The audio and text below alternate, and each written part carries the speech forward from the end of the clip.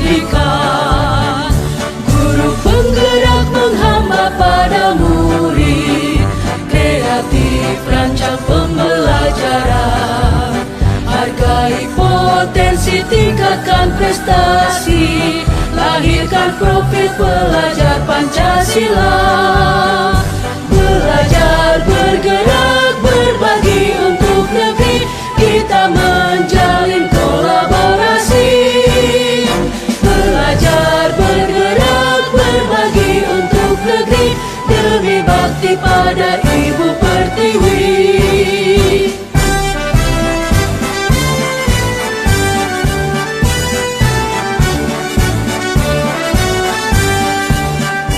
Bulatkan tekad, kuatkan hati, negeri ini memanggilmu kawan. Belajar, bergerak, berbagi untuk negeri, guru penggerak majukan pendidikan.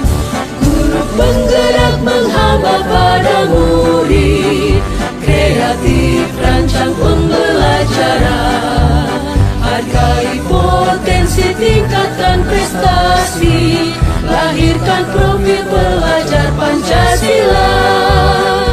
Belajar, bergerak, berbagi untuk negeri, kita menjalin kolaborasi. Belajar, bergerak, berbagi untuk negeri, demi bakti pada Ibu Pertiwi. Belajar, bergerak, berbagi untuk negeri, kita menjalin kolaborasi. Belajar, bergerak, berbagi untuk negeri, demi bakti pada Ibu Pertiwi. Demi bakti pada Ibu Pertiwi.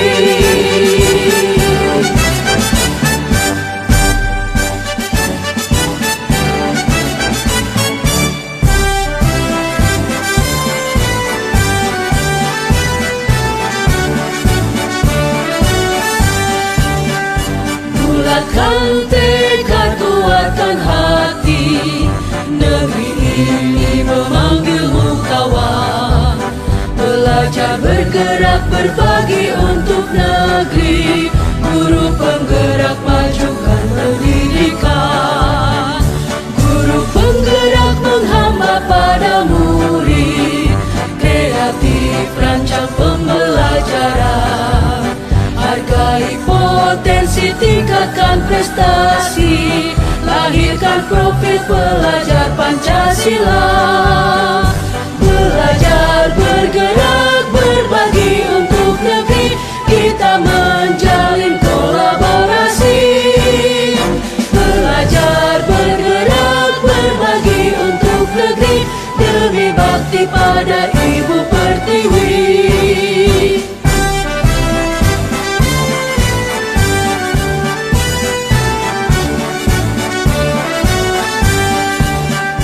Bulatkan tekad, kuatkan hati, negeri ini memanggilmu kawan. Belajar, bergerak, berbagi untuk negeri, guru penggerak majukan pendidikan. Guru penggerak menghamba pada murid, kreatif rancang pembelajaran. Hargai potensi, tingkatkan prestasi, lahirkan profil pelajar Pancasila. Belajar, bergerak, berbagi untuk negeri, kita menjalin kolaborasi. Belajar, bergerak, berbagi untuk negeri, demi bakti pada Ibu Pertiwi. Belajar, bergerak, berbagi untuk negeri, kita menjalin kolaborasi. Belajar, bergerak, berbagi untuk negeri, demi bakti pada Ibu Pertiwi. Demi bakti pada Ibu Pertiwi.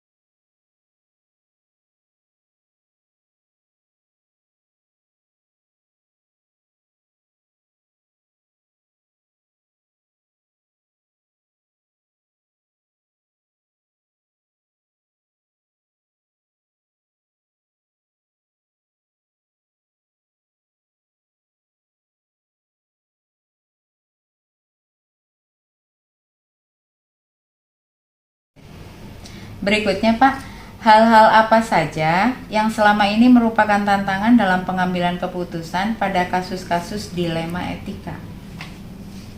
Menurut saya sih ya ini berhubungan dengan perbedaan pendapat gitu ya. Pasti ada Itu aja menjadi ya Pak ya.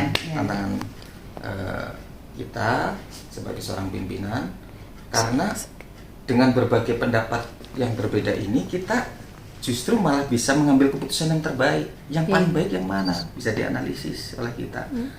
Nah itu, jadi perbedaan pendapat ini menjadi tantangan tersendiri bagi seorang pimpinan. Menyulitkan tidak itu Pak? Kadang-kadang ada yang sulit gitu ya, tapi kadang-kadang ada yang cukup mudah untuk diselesaikan karena perbedaan itu sangat mudah diidentifikasi ini sesuai aturan atau tidak gitu ya. Tapi justru malah dengan perbedaan pendapat ini kita mampu mengambil keputusan yang terbaik gitu ya. Coba kalau nggak ada perbandingannya, bisa jadi keputusan kita salah karena tidak ada perbedaan pendapat yang mengarah kepada kebaikan gitu ya, atau kebenaran sesuatu. Kemudian yang kedua adalah ya tentang etika moral, kan hubungannya juga adat istiadat, kemudian norma sosial yang kadang berbeda antara satu tempat dengan tempat yang lain gitu ya, antara satu asal seseorang dengan asal yang lain gitu ya. Latar belakang itu sangat berpengaruh. Ini menjadi tantangan kita.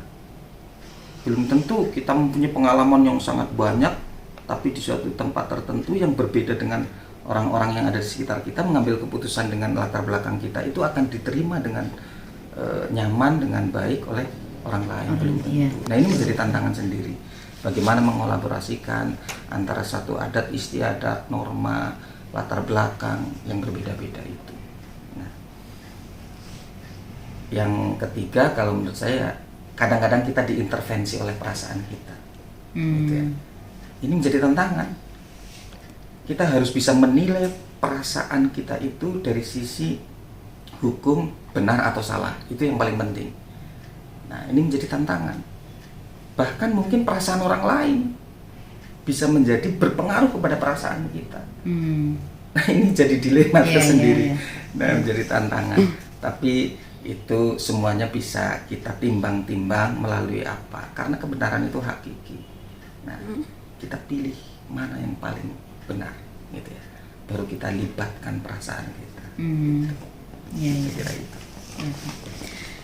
Berikutnya, apakah Bapak memiliki sebuah jadwal tertentu dalam sebuah penyelesaian kasus dilema etika? Apakah Bapak langsung menyelesaikan di tempat atau memiliki jadwal untuk menyelesaikannya? Bentuk atau prosedurnya seperti apa yang Bapak jalankan selama ini? Ada, kita bisa mengklasifikasikan adalah masalah yang sifatnya ringan, ada sedang, ada berat gitu ya. Kalau sesuatu yang ringan itu misalnya ya secara etis kayaknya baik-baik saja, tapi secara aturan jelas-jelas salah gitu ya. Itu mudah sekali kita memutuskan, bahkan bisa saat itu kita putuskan, ambil keputusan. Berarti di tempat itu ya Pak ya. Bisa, gitu ya. Tapi kalau itu yang agak berat, maksudnya sedang misalnya gitu, atau mungkin malah berat gitu ya, ini perlu pertimbangan-pertimbangan. Nah, mungkin bisa jadi ditunda, bisa menerima masukan orang lain terlebih dahulu. Nah, atau kita bisa berdiskusi atau musyawarah untuk mengambil keputusan itu. Mana kira-kira yang bisa kita ambil keputusan yang paling benar dan paling baik menurut kita bersama. Itu saya kira. Kalau mau nyusun jadwal ya yang paling cepat yang ringan gitu ya, kemudian sedang. Tapi selama ini memang tidak ada penjadwalan khusus gitu ya Pak ya? Ya masalah kan tidak bisa kita jadwalkan. Iya betul. Kapan terjadi? Betul. Iya. Kemudian adakah seseorang atau faktor-faktor apa yang selama ini memudahkan atau membantu Bapak dalam pengambilan keputusan dalam kasus dilema etika? Faktor-faktor apa saja ya? Menurut saya pertama ya regulasi. Itu menjadi hal yang sangat penting, memudahkan kita untuk mengambil keputusan. Jadi pegangan kalau gitu kita ya? tahu aturannya begini secara hukum, benar tidak, salah atau tidak, itu ya udah paling mudah sangat mendukung kita untuk mengambil keputusan. Kemudian juga hukum agama, moral, adat istiadat itu juga menjadi pertimbangan kita. Kalau tim dalam hal ini manajemen sekolah itu bukan sesuatu yang sangat maksudnya bukan sesuatu yang bisa diremehkan, itu menjadi hal yang sangat penting untuk mengambil keputusan. Jadi kalau ditanya ada hal-hal apa yang mendukung, tadi aturan, kemudian hukum agama, moral, adat istiadat yang kita pahami itu akan sangat mendukung. Kemudian teman-teman di manajemen untuk mengambil keputusan bersama, pendapat-pendapat mereka itu sangat mendukung untuk mengambil keputusan yang baik dan benar. Termasuk sebenarnya sebagai sandaran kita, orang tua kita kadang-kadang bisa diajak diskusi, istri gitu ya, kemudian mungkin tokoh masyarakat yang kita kenal ya. Kalau kita punya orang-orang yang bisa diajak diskusi dengan baik secara hukum, secara moral, ada tokoh masyarakat, ada orang yang kita tokohkan, orang tua kita dan lain-lain, itu bisa, saya kira itu sangat berpengaruh terhadap keputusan kita, mendukung untuk mengambil keputusan yang terbaik. Kemudian satu lagi nih Pak, dari semua hal yang telah disampaikan, pembelajaran apa yang dapat Bapak petik dari pengalaman Bapak dalam mengambil keputusan dilema etika? Kalau menurut saya sih, kebenaran itu kan hakiki, tidak bisa diganggu gugat. Kebenaran itu datangnya dari Gusti Allah, dari Tuhan yang Maha Esa, gitu. Tidak bisa diganggu gugat. Tapi kebaikan itu relatif. Kebaikan itu bisa dilihat dari sudut pandang yang berbeda-beda. Ketika saya mengatakan ini kanan, justru malah ibu mengatakan ini kiri. Karena sudut pandang yang berbeda-beda. Itu relativitas. Tapi kalau kebenaran itu hakiki.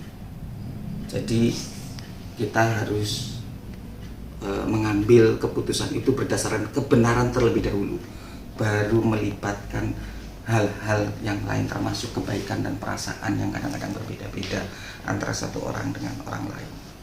Jadi dimanapun, kapanpun kita harus berpihak pada kebenaran, gitu ya.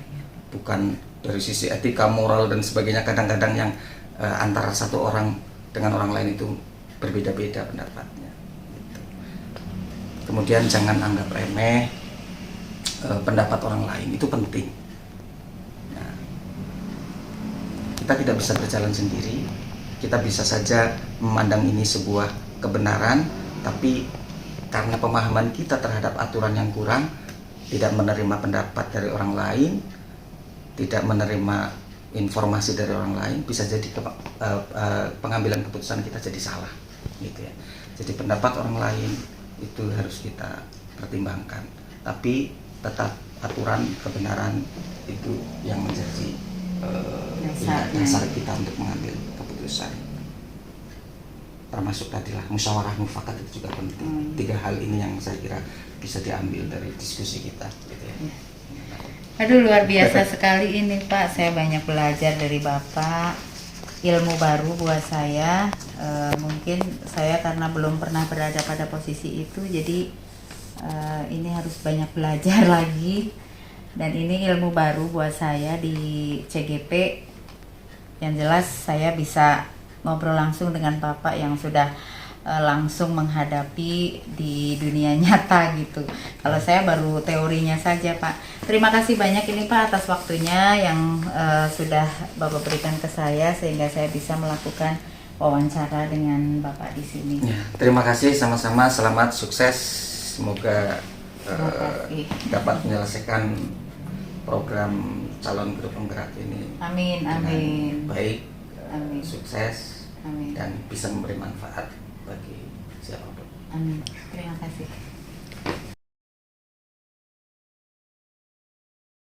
Assalamualaikum warahmatullahi wabarakatuh. Maaf nih Pak Nandi mengganggu. Saya kebetulan dari CGP Angkatan ke-6, ada kegiatan, ada tugas yang harus saya selesaikan kaitannya dengan materi pengambilan keputusan. saya ingin tahu Bapak yang kebetulan sudah terlebih dahulu menjadi kepala sekolah gitu. Saya harus banyak belajar dari Bapak bagaimana selama ini ketika menjadi pemimpin di salah satu sekolah tentunya sering harus mengambil suatu keputusan. Nah, ini pembelajaran buat saya bagaimana Bapak selama ini dalam mengambil keputusan. Mudah-mudahan Bapak ada waktu untuk saya, Pak. Siap, insya Allah buat ibu. Terima kasih, Pak. Beberapa pertanyaan yang ingin saya sampaikan ke Bapak antara lain yang pertama ini, Pak, selama ini Bapak memimpin di SMK Dharma Nusantara, bagaimana Bapak dapat mengidentifikasi kasus-kasus yang merupakan dilema etika atau bujukan moral, Pak? Ya, memang sering terjadi ada permasalahan ya terkait dengan dilema etika ya. Mungkin saja sering terjadi di sekolah. Satu hal yang saya lakukan yang pertama itu kita identifikasi permasalahan yang timbul. Kedua, saya biasanya langsung menyerap ke orang-orang atau rekan-rekan yang memang pada waktu itu menjadi objeknya. Jadi saya langsung ajak ngobrol. Jadi diajak berkomunikasi ya, Pak ya? Komunikasi secara langsung, face to face gitu ya. Supaya saya bisa menyerap secara langsung. Betul. Apa keinginan beliau, maksud beliau, tujuannya. Jadi dua pihak itu saya ambil, tetapi di waktu yang berbeda. Tidak berbarengan Tidak seperti berbarengan. itu. Sehingga saya bisa menyerap dari kedua pihak.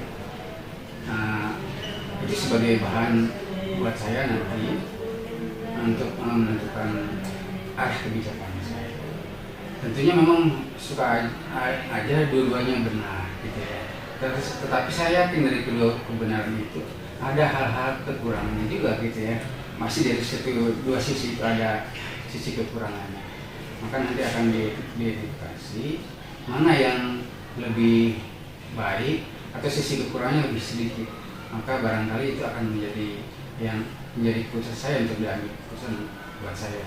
Barangkali begitu, Pak. Iya, Pak. Bagus sekali itu, Pak. Jadi dicari mana yang efek ya katakanlah yang lebih merugikan lebih sedikit ya, seperti itu. Yang kedua, Pak, selama ini bagaimana Bapak menjalankan pengambilan keputusan di sekolah, terutama untuk kasus-kasus di mana ada dua kepentingan yang sama-sama benar atau sama-sama mengandung nilai kebajikan, Pak? Bagaimana Bapak itu kemudian mengambil keputusan ketika dua-duanya itu benar atau dua-duanya memiliki nilai kebajikan yang sama juga? Jelas kita tidak boleh sembarangan ya menentukan keputusan, apalagi hal-hal yang seperti itu. Barangkali satu tetap identifikasi perlu dilakukan supaya kita tahu jelas ya masalahnya sesungguhnya. Keduanya saya akan minta pendapat pada rekan-rekan yang dianggap sama saya memang bisa memberikan solusi, memberikan solusi buat mengambil keputusan. Setelah itu baru kita sama-sama berembuk ya dengan teman-teman itu untuk menentukan keputusan. Jadi saya lebih cenderung bahwa keputusan itu menjadi keputusan bersama. Oh iya, bagus Tidak sekali itu, keputusan Pak. saya, Bu. Jadi tidak hanya karena saya saja sebagai pemimpin saya berjalan sendiri gitu ya, Pak ya. Jadi prosesnya dilakukan bersama. Hanya nanti memang penyampaian oleh saya. Oh iya, baik. Yang ketiga, Pak, langkah-langkah atau prosedur seperti apa yang biasa Bapak lakukan selama ini dalam pengambilan keputusan? Dalam pengambilan keputusan, ya ini tadi Bu, setelah hasil musyawarah itu biasanya saya akan memanggil semua ya warga sekolah. Saya akan berikan dulu arahan kepada semua yang ada terutama warga sekolah, supaya mereka paham Ya. akan kebijakan yang akan disampaikan di dalam suatu ruang resmi lah, tidak sembarangan ya. Kita di dalam sebuah forum yang resmi diberikan arahan penjelasan yang jelas, tidak hanya dari saya, tetapi dari wakil saya dan yang lainnya, sehingga keputusan ini memang disampaikan seolah menjadi keputusan bersama keputusan sekolah. Jadi melalui mekanisme forum yang jelas di rapat sekolah. Oh, iya Pak. Baik. Berikutnya Pak, hal-hal apa saja yang selama ini Bapak anggap efektif dalam pengambilan keputusan pada kasus-kasus dilema etika Pak? Dilema Etika. Ya. Kalau saya pribadi, saya biasanya kalau dilema etika kan cenderung pada pribadi ya, urusan pribadi. Saya lebih cenderung memanggil orang yang Secara pribadi begitu. diajak bicara secara face to face, diberi arahan, lalu nanti diberikan juga punishment-nya seperti apa. Kalau memang dia melakukan pelanggaran, ataupun ketika bisa dia melakukan hal yang baik, juga kita akan berikan reward yang bagus juga. Oh, iya. Jadi intinya kita panggil, kita ajak bicara secara face. Baik. Kemudian berikutnya Pak, hal-hal apa saja yang selama ini merupakan tantangan bagi Bapak sebagai pemimpin di sekolah ini dalam mengambil keputusan pada kasus-kasus dilema etika Pak? Ini nih yang sering terjadi. Kita sering mengeluarkan kebijakan, tapi ada saja barangkali yang tidak sejalan. Nah, tidak sejalan dengan apa yang dikeluarkan ya, kebijakan yang dikeluarkan oleh. Nah, ini saya lakukan pernah terjadilah hal seperti itu. Biasanya saya melakukan pendekatan. Pertama pendekatannya kita secara tidak resmi di forum, gitu ya. Kita ngobrol bareng, katakanlah di tempat kopi lah gitu ya, di ruang kopi kita supaya agak santai gitu. Santai, maksudnya untuk menyerap gitu ya. Iya. Menyerap apa sih sebetulnya keinginan kita. Lalu saya juga akan ngobrol secara resmi dengan kedinasan lah, dipanggil secara resmi. Sama aja untuk mengambil keputusan juga, untuk menyerap keinginan dari seseorang itu ya. Yang ketiganya baru kita akan dengan cara berbarengan dengan wakil-wakil saya untuk kita memberikan keputusan yang baik. Jadi tetap ya Pak, Bapak tidak sendiri, tetap harus bekerja sama dengan Wakasek dalam hal ini yang membantu Bapak untuk mengambil keputusan gitu ya Pak ya. Berikutnya ini Pak, apakah Bapak memiliki sebuah jadwal tertentu dalam sebuah penyelesaian kasus dilema etika? Apakah Bapak langsung menyelesaikan di tempat atau memiliki sebuah jadwal untuk menyelesaikannya? Bentuk atau prosedur seperti apa yang Bapak jalankan? Kalau jadwal yang baku gitu ya untuk sebuah permasalahan, saya kira tidak ada jadwal yang baku. Ya.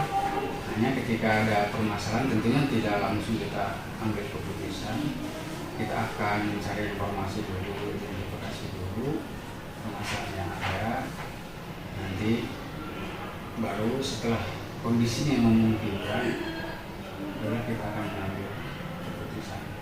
Jadi tidak ada jadwal khusus ya Pak ya? Tidak. Ya. Itu sesuai dengan situasi dan kondisi saja mungkin ya? Iya. Artinya tidak pada waktu itu kita mengambil keputusan. Iya. Harus pertimbangkan dulu, pelajari dulu gitu. Betul, pertimbangannya harus matang ya Pak ya. Kemudian adakah seseorang atau faktor-faktor apa yang selama ini mempermudah atau membantu Bapak dalam pengambilan keputusan khususnya untuk kasus-kasus dilema etika itu Pak? Ya itu tadi yang faktor pertama rekan-rekan sejak awal, pertama yang saya memberikan masukan terhadap surat dan saya. Yang kedua, memang kita ada aturan, bisa aturan sekolah, bisa memudahkan kita juga, atau aturan yang di atasnya, yaitu aturan dinas pendidikan. Sebagai pegangan itu ya Pak ya? Kita untuk mengambil. Sebagai dasarnya. Itu hal yang barangkali yang menjadi faktor makanya kita Baik. Satu lagi ini Pak, maaf pertanyaannya cukup banyak ini Pak. tidak apa-apa. Dari semua hal yang telah saya sampaikan tadi, pembelajaran apa yang dapat Bapak petik dari pengalaman Bapak dalam mengambil keputusan khususnya dilema etika ini Pak? Yang penting pelajaran yang saya bisa ambil itu dan mengambil keputusan yaitu pertama, kita tidak boleh tergesa-gesa dalam mengambil keputusan. Yang kedua, kita harus senantiasa dalam mengambil keputusan itu pertama harus mengambil pertimbangan atau masukan dari rekan-rekan di sekitar. Yang ketiga, lingkungan atau kondisi sekolah juga menjadi pertimbangan buat kita untuk mengambil keputusan. Terutama dampaknya mungkin ya Pak ya. Dan hal itu. Terima kasih banyak ini Pak sudah membantu saya untuk menyelesaikan tugas CDP. Mudah-mudahan sekolah Bapak ini makin maju, dipimpin oleh Bapak gitu ya. Dan ini sangat bermanfaat untuk saya, khususnya pembelajaran untuk saya bahwa sebagai pemimpin dalam mengambil keputusan tidak boleh gegabah, harus penuh pertimbangan dan juga perlu mengajak komunikasi dengan berbagai pihak untuk memutuskan. Sama-sama, mudah-mudahan juga sukses. Ya, terima kasih Pak, terima kasih. Oh, sama.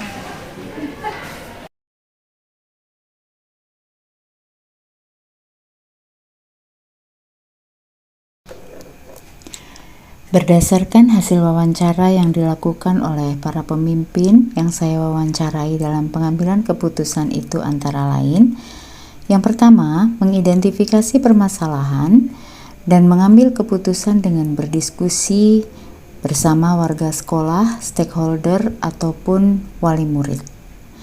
Kemudian meminimalisir dampak negatif ketika sebuah keputusan diambil. Kemudian yang ketiga, pengambilan keputusan dilakukan secara objektif dan berkeadilan.